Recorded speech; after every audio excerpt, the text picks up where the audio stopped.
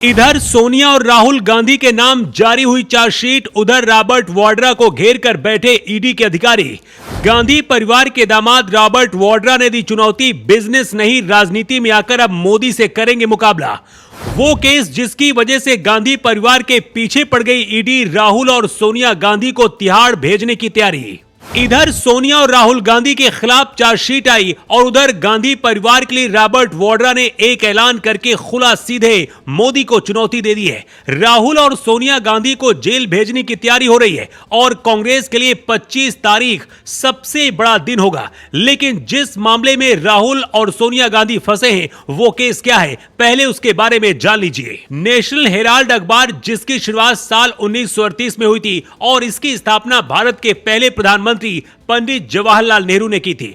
इस अखबार का मालिकाना हक एसोसिएट जर्नल लिमिटेड के पास था, जो हिंदी में नवजीवन, उर्दू में कौमी आवाज और इंग्लिश में नेशनल हेराल्ड नाम से समाचार पत्र प्रकाशित करता था। लेकिन साल 2010 में केंद्र में जब कांग्रेस की सरकार थी, इसी दौरान कांग्रेस ने यंग इंडिया प्राइवेट लिमिटेड नाम से एक नई कंपनी बनाई और इसी कंपनी के शेयर में से 76% सोनिया गांधी और 38% राहुल गांधी के नाम शेयर हो गए। इसके बाद कांग्रेस पार्टी ने एसोसिएट जर्नल लिमिटेड को दिया गया 90 करोड़ रुपए का लोन यंग इंडिया को ट्रांसफर कर दिया। एसोसिएट जर्नल लिमिटेड की हालत इतनी खराब थी कि वो ये कर्ज नहीं लौटा पा रही थी। इसके चलते उसने अपने सारे शेयर यंग इंडिया को मात्र 50 लाख रुपए में ट्रांसफर कर दिए। अब सारे विवाद की जड़ यहीं से शुरू होती है।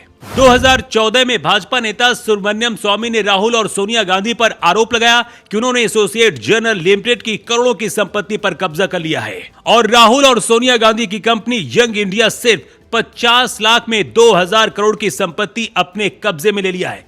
ऐसे में इसे मनी लॉन्ड्रिंग और धोखाधड़ी का मामला बनाया गया। ईडी अब इसी की जांच अब सोनिया और राहुल गांधी से कर रही है और 25 अप्रैल को कोर्ट में सुनवाई है। लेकिन राहुल और सोनिया गांधी के लिए सिर्फ मुसीबत नहीं है, बल्कि मुसीबत गांधी परिवार के दामाद रॉबर्ट वाड्रा पर भी टूट पड़ी है। गांधी परिवार के दामाद रॉबर्ट वाड्रा से ईडी ने 6 घंटे पूछताछ की है। वाड्रा के साथ प्रियंका गांधी भी गई थी और दफ्तर के बाहर वो बैठी थी।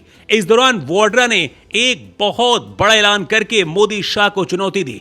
वाड्रा पर भी मनी लॉन्ड्रिंग और अवैध जमीन पर कब्जा करने के आरोप है। वाड्रा ने ऐलान किया कि अब वो राजनीति में भी आएंगे, मतलब राहुल गांधी के साथ वाड्रा की राजनीति में एंट्री होगी और मोदी शाह को टक्कर देने की प्लानिंग है।